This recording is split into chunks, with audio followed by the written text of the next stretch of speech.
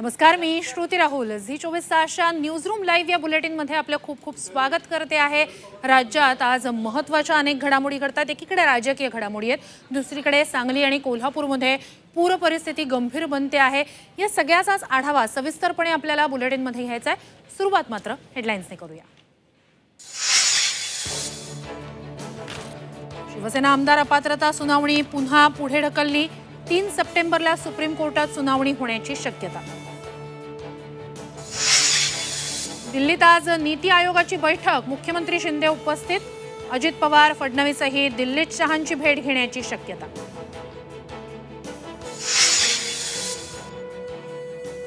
परभणीत अजित पवार गटाला मोठा धक्का. विधान परिषदेचे आमदार बाबाजानी दुर्राणी आज शरद पवार गटात प्रवेश करणार.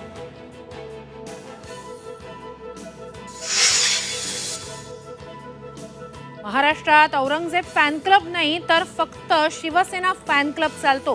अमित शहांचा राऊतांना टोला. फडणवीस म्हणजे पावसाळ्यात उगवणारी छत्री, राऊतांची टीका. वाढदिवसानिमित्तानं उद्धव ठाकरेंना शुभेच्छा देण्यासाठी मातोश्रीवर कार्यकर्त्यांची गर्दी. सांगलीत बॅनरवर उद्धव ठाकरेंचा मुख्यमंत्री असा उल्लेख. राजकीय वर्तुळात चर्चांना उधाण.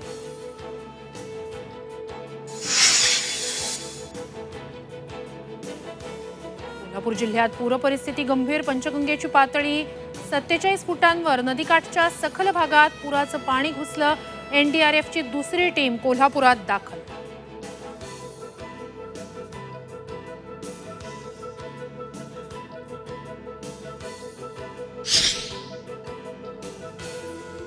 आणि बुलेटिनच्या सुरुवातीला एक अत्यंत महत्त्वाची घडामोड आपण पाहणार आहोत. सामनातून या वेळेला थेट उपमुख्यमंत्री फडणवीस यांनाच आव्हान देण्यात आलेलं आहे. तर क्लिप्सचा आणि ब्लॅकमेलिंगचा धंदा आहे भाजपचा, ज्याच्यावरच भाजपचं राजकारण चालतं असं म्हणत सामनातून थेट फडणवीसांना आव्हान देण्यात आलेलं होतं. तर मोदी शहा यांनी शिवसेनेवर टीका केलेली होती. इथे फक्त छत्रपती शिवाजी महाराज फॅन क्लब चालतो आणि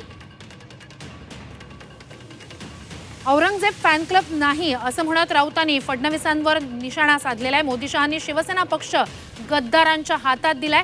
औरंगजेबाचे चेले चपाटे आले तरीही ठाकरे संपणार नाहीत असं म्हणत संजय राऊतांनी फडणवीसांवर निशाणा साधलाय.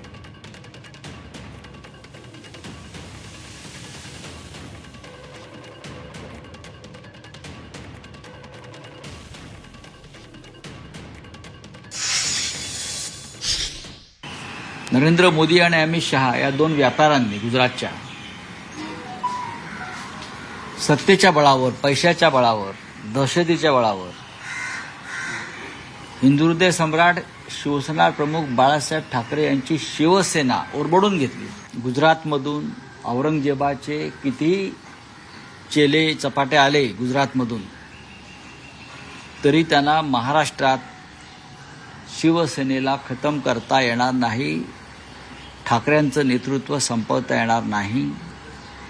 हा छत्रपती शिवाजी महाराजांचा महाराष्ट्र आहे आणि इथे फक्त छत्रपती शिवाजी फॅन्स क्लबच चालतो.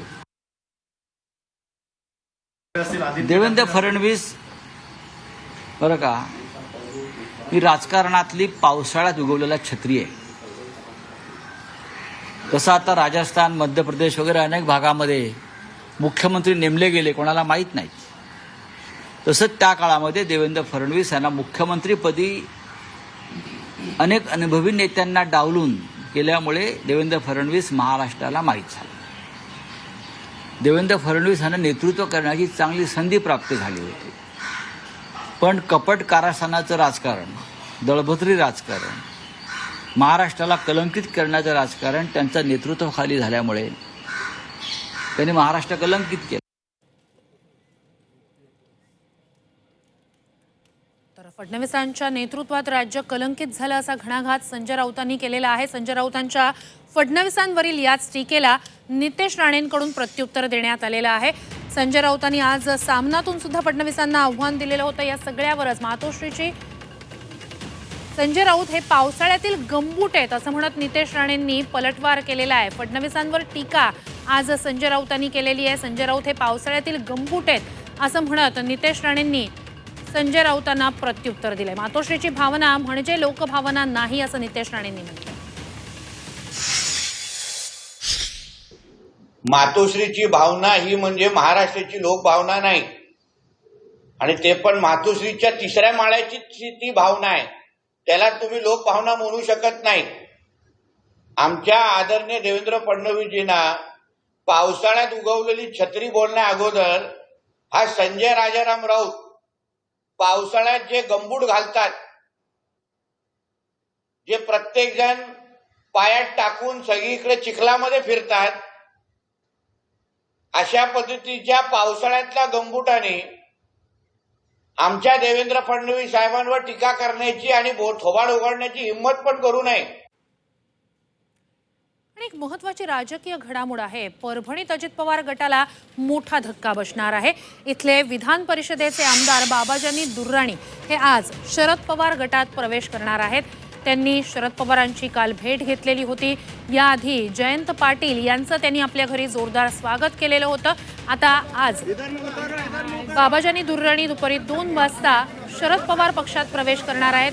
तर हा पक्षप्रवेश कोणत्याही प्रलोभनामुळे किंवा कोणतेही पद मिळेल यामुळे नाही, तर विचारसरणीवर होतोय, अशी प्रतिक्रिया बाबाजानी दुर्राणी यांनी दिली.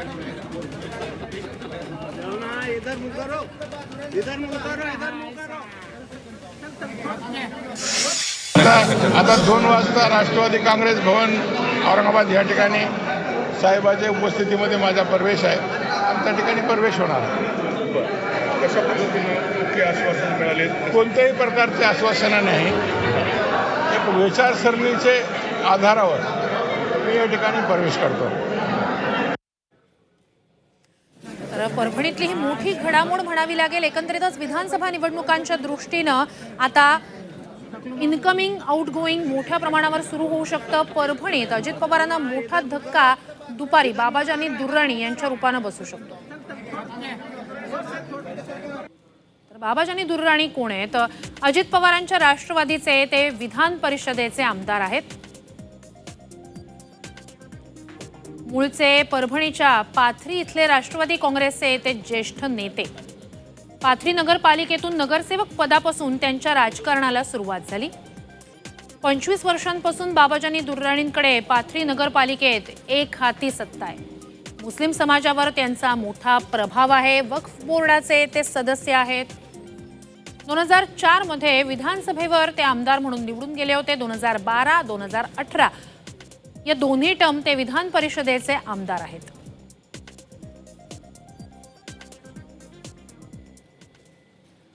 आणि आता एक महत्त्वाची घडामोड आहे ती म्हणजे दिल्लीतनं शिवसेना आमदार अपात्रतेबाबतची सुप्रीम कोर्टातील सुनावणी पुन्हा एकदा लांबणीवर पडलेली आहे असं दिसतंय. कारण 30 जुलैला या संदर्भातील याचिकेवर सुनावणी होणार होती. ती याचिका लिस्टेडही करण्यात आलेली होती. मात्र आता या प्रकरणातील सुनावणी 3 सप्टेंबरला होण्याची शक्यता आहे. आमदार अपात्रतेची सुनावणी पुन्हा एकदा लांबलेली आहे. त्यामुळे विधानसभा निवडणुकीपूर्वी तरी या आमदार अपात्रतेच्या याचिकेवर निर्णय होणार का याबद्दलच आता शंका उपस्थित केली जाते.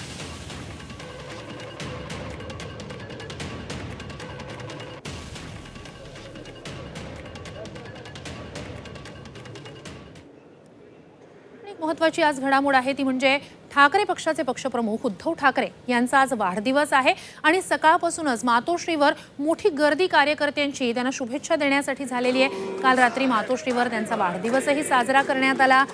आदित्य ठाकरे, त्यांच्या पत्नी सोबतच काही महत्त्वाचे नेते अशांच्या उपस्थितीत त्यांचा वाढदिवस केक कापून साजरा करण्यात आला.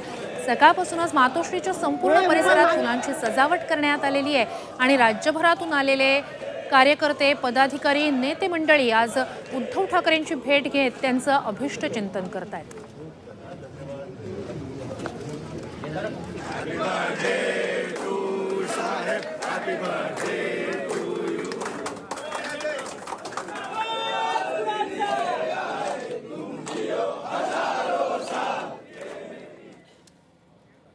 आज शरद पवार संभाजीनगरच्या दौऱ्यावर आहेत. मात्र याच दरम्यान एक महत्त्वाची घडामोड घडली ती म्हणजे ते ज्या रामा हॉटेलमध्ये थांबलेले होते त्याच हॉटेलमध्ये मराठा आंदोलक पोहोचलेले होते आणि शरद पवारांसमोरच त्यांनी जोरदार घोषणाबाजी केली आणि यानंतर मात्र शरद पवारांनी या मराठा आंदोलकांपैकी काहींशी साधारणतः 10 मिनिटं चर्चा केलेली आहे। मात्र तुमचं म्हणणं मांडा, तुमची मराठा आरक्षणाबाबतची भूमिका स्पष्ट करा असं म्हणत संभाजीनगरमध्ये ज्या हॉटेलमध्ये शरद पवार थांबलेले होते तिथे मराठा आंदोलकांनी जोरदार घोषणाबाजी केल्याचं पाहायला मिळालं। अखेर शरद पवारांनी यातील काहींशी चर्चा केलेली आहे। साधारणतः 10 मिनिटं ही चर्चा झाली।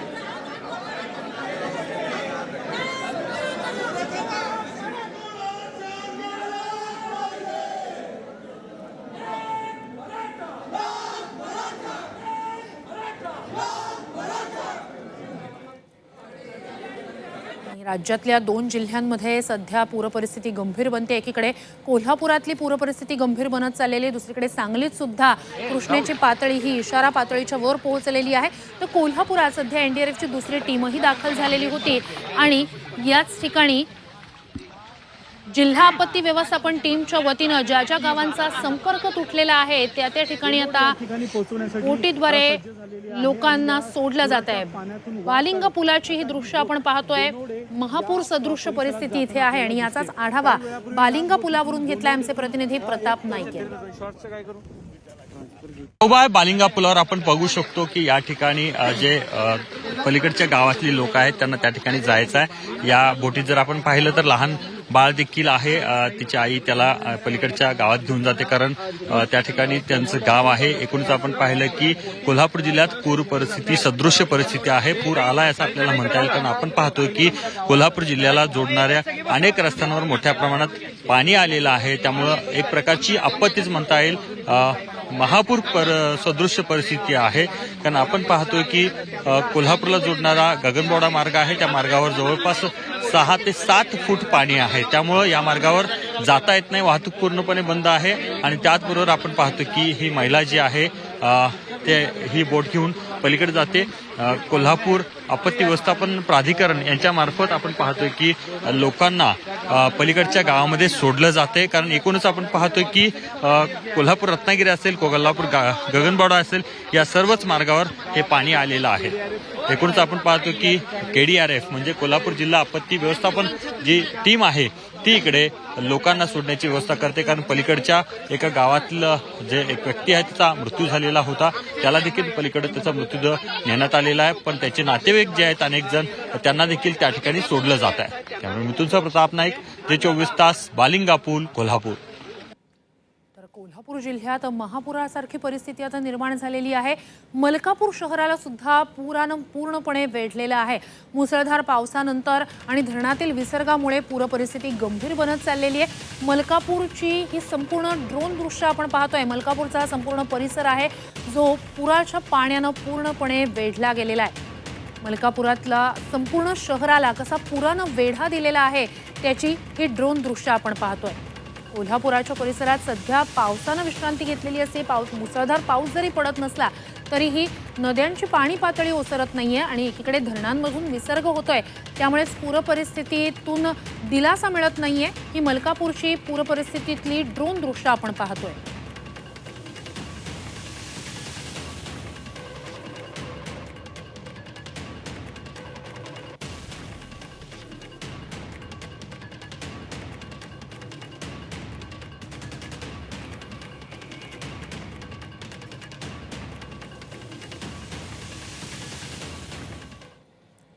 एकीकडे सांगली जिल्ह्यात सुद्धा पूरपरिस्थिती गंभीर बनत गेलेली आहे। पावसाचा जोर ओसरलेला आहे, मात्र कृष्णेच्या पाणी पातळीत घट होत नाहीये। कृष्णेची पाणी पातळी ही आता 40 फुटांवर पोहोचलेली आहे। सांगलीत पूरस्थिती कायम आहे। कृष्णा आणि बारणा नद्यांच्या पाणी पातळीत वाढ होते आहे। दुसरीकडे धरणांमधून विसर्ग सुरू आहे, त्यामुळेच इथल्या पुराच्या भागात येणाऱ्या परिसरातील नागरिकांचं आता स्थलांतर करण्यात आलेलं आहे। सांगलीतली पूरस्थिती कायम आहे। सांगलीत कृष्णा आणि वारणा नद्यांची पाणी पातळी वाढते आहे। कृष्णा नदी ही इशारा पातळीवर पोहोचलेली आहे, त्यामुळे सखल पट्ट्यातल्या भागांतील लोकांचं आता स्थलांतर करण्यात आलेलं आहे। तर इथे सैन्य दलाचं एक पथकही दाखल झालेलं आहे। 90 कर्मचारी आणि 10 अधिकाऱ्यांसह वाहनांचा ताफा सांगली जिल्ह्यात दाखल झालेला। इथली पूर परिस्थिती हाताळण्यासाठी आता आपत्ती व्यवस्थापन पथक आणि सैन्य दलाचं पथक सुद्धा दाखल झालेलं आहे। कृष्णा नदीला पूर आलेला आहे आणि त्यामुळेच सांगलीत सध्या पूर परिस्थिती गंभीर बनते आहे. डिझेलचं झालेलं आहे कधी आणि डिजिटल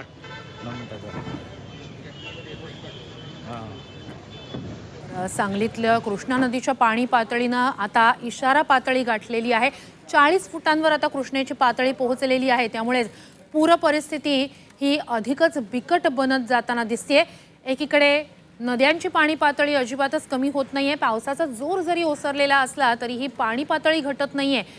सांगलीतली पुरानं वेढल्याची ही दृश्य आपण पाहतोय. ड्रोन दृश्य पाहतोय. सांगली आणि कोल्हापूर या 2 जिल्ह्यांसाठी आणि या 2 जिल्ह्यांमधल्या नागरिकांसाठी पुढचे काही तास अत्यंत महत्त्वाचे असणार आहेत.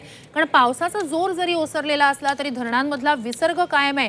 त्यामुळेच पूर परिस्थितीत घट होताना दिसत नाहीये. दत्तनगर, काकानगर, सूर्यवंशी प्लॉट हे भाग शहरातले जलमय झालेले आहेत.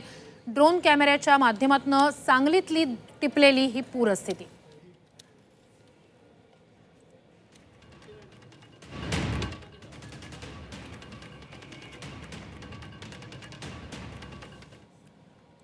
आणि एक महत्त्वाची घडामोड आहे. धुळे जिल्ह्यातनं राज्याच्या अनेक भागांमध्ये सध्या पावसाचा जोर दिसून येतोय. धुळ्याच्या साक्री तालुक्यात धरण फुटण्याची भीती व्यक्त होते. धरणाच्या पायथ्याचा काही भाग खचलेला आहे. त्यामुळे धरणातून गळती सुरू झालेली आहे. गेल्या काही महिन्यांपासून धरणाच्या सांडव्याची दुरुस्ती सुरू होती. मात्र हे काम अर्धवट केल्याचा आरोप स्थानिकांनी केलाय. दरम्यान खबरदारीच्या उपाययोजना म्हणून परिसरातील नागरिकांना सतर्कतेचा इशारा देण्यात आलाय. अधिकची माहिती आपले प्रतिनिधी प्रशांत परदेशी यांच्याकडून घेऊया. प्रशांत, आता काय खबरदारी घेतली जाते? परिसरामध्ये सध्या भीतीचं वातावरण आहे. या धरणाच्या जे दुरुस्तीचं काम होतं त्याला उशीर झाल्यामुळे ही भीती निर्माण झालेली आहे. कारण की मोठ्या प्रमाणात पाऊस पडलेला आहे गेल्या काही दिवसांमध्ये आणि या पावसाचं पाणी साचल्यामुळे त्याला काहीशी गळती लागल्याचं आपण पाहू शकतो. आणि दुरुस्ती वेळेवरती जर झाली असती तर ही परिस्थिती ओढवली नसती आणि दर्जेदार काम होणं अपेक्षित आहे, अशी मागणी आता स्थानिकांची आहे.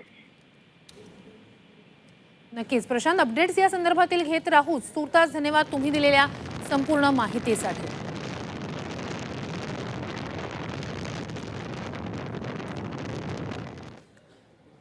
तर इथे मुंबईत जर पाहायचं झालं तर सध्या पावसानं उघडीप काहीशी दिलेली. अधूनमधून पावसाच्या सरी बरसतात. मात्र मुंबईत समुद्राला भरतीनंतर किनाऱ्याचा हा संपूर्ण परिसर जो असतो त्या ठिकाणी कचरा जमा झाल्याचं दिसतंय. मुंबईतल्या समुद्र किनाऱ्यावर भरतीनंतरची ही परिस्थिती आपण पाहतोय. भरतीच्या वेळेला समुद्रातून येणारा हा सगळा कचरा हा किनाऱ्यावर जमा झालेला आहे. हा कचरा साफ करण्याचं मोठं आव्हान प्रशासनासमोर असतं. तर या समुद्र किनाऱ्यावरच्या संपूर्ण कचऱ्याच्या परिस्थितीचा आणि ती कशा प्रकारे साफ केली जाते याचाच आढावा घेतला आमचे प्रतिनिधी मनोज कुलकर्णी यांनी. मुंबईत गेल्या आठवड्यापासून समुद्राला मोठी भरती आहे. जवळपास 4 ते 4.5 मीटरच्या उंचीच्या ह्या लाटा आहेत आणि त्या समुद्र किनाऱ्यावर येऊन धडकतात. आणि या लाटांसोबतच मोठ्या प्रमाणात कचरा जो आहे तो सुद्धा समुद्र किनाऱ्यावर येऊन थांबतो आपल्याला पाहायला मिळते. मी आहे आता या दादर चौपाटी या ठिकाणी आणि या ठिकाणी बघू शकतो जी चौपाटी आहे तिची पूर्ण कचरामय झालेली पाहायला मिळते. यामध्ये थर्माकोल आणि प्लास्टिक याचा जास्तीत जास्त भरणा आहे. महापालिकेच्या वतीने आवाहन करण्यात येतं कचरा जो आहे तो नाल्यात किंवा समुद्रात टाकू नका. नाल्यात टाकला तरी तो समुद्रात जाऊन मिळतो आणि त्याचाच परिणाम म्हणून या ठिकाणी मोठ्या प्रमाणात कचरा साचल्याचं पाहायला मिळते. महापालिकेच्या वतीनं रोज सकाळी हा कचरा काढण्यात येतो, परंतु जास्त प्रमाणात असल्यामुळे अजूनही कचरा काढण्याचं काम सुरू असल्याचं पाहायला मिळतंय. आपण समुद्राला किंवा निसर्गाला जे देतोय निसर्गसुद्धा आपल्याला सव्यास ते परत करत असल्याचं या भरतीच्या माध्यमातून पाहायला मिळते. त्यामुळे मुंबईकरांनी कचरा समुद्रात न टाकलेलाच बरं आहे. याचाच फटका जे समुद्री जीव असतात त्यांनासुद्धा बसतो. त्यामुळे मुंबईकरांनी कचरा समुद्रात टाकू नये हेच आवाहन पालिकेच्या वतीने आणि G24 तासच्या वतीने सुद्धा. व्हिडिओ जर्नलिस्ट मंगेश विशेषा मनोज कुलकर्णी, G24 तास, मुंबई. एक महत्त्वाची घडामोड नवी मुंबईतनं हाती आलेली होती. नवी मुंबईच्या शहाबाज भागात इंदिरा निवास नावाची इमारत जी आहे ती कोसळलेली होती. रात्रीच्या सुमारास ही दुर्घटना घडलेली होती. या इमारतीच्या ढिगाऱ्याखाली 2 जण अडकल्याची माहिती समोर आलेली होती। त्यानंतर तातडीनं रेस्क्यू ऑपरेशन राबवण्यात आलेलं होतं आणि आता या इमारतीच्या ढिगाऱ्याखालून एका व्यक्तीला बाहेर काढण्यात आलेलं आहे। रेस्क्यू ऑपरेशन अजूनही त्या ठिकाणी सुरू आहे। स्थानिक प्रशासन, अग्निशमन दल यांच्याकडून तिथे रेस्क्यू ऑपरेशन केलं जात आहे। मात्र ही इमारत 4 मजली ही इमारत होती जी कोसळलेली आहे। त्याआधीच त्या ठिकाणी राहणाऱ्या रहिवाशांनी ही इमारत सोडल्याची माहिती समोर आली। मोठी दुर्घटना टळली आहे, मात्र 2 जण या इमारतीच्या ढिगाऱ्याखाली अडकलेले होते, त्यातील एकाला बाहेर काढण्यात आले। तर या संदर्भातच उपमुख्यमंत्री देवेंद्र फडणवीस यांनी ट्विट केलेलं आहे।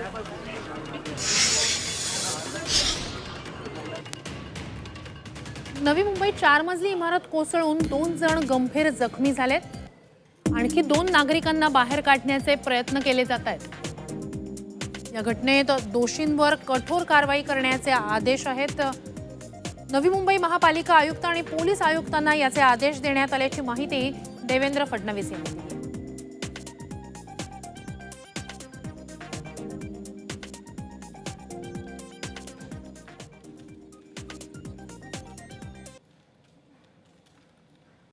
मुलींचा आढावा सुपरफास्ट घेणार आहोत। शरद पवार आज छत्रपती संभाजीनगर दौऱ्यावर आहेत। विधानसभा निवडणुकीच्या दृष्टीनं चाचपणी ते करतायत। विधानसभा निवडणुकीची रणनीती ठरवणं, इच्छुक उमेदवारांच्या भेटीगाठी घेणं या सगळ्याबाबतचा आढावा शरद पवार या बैठकीत घेणार आहेत।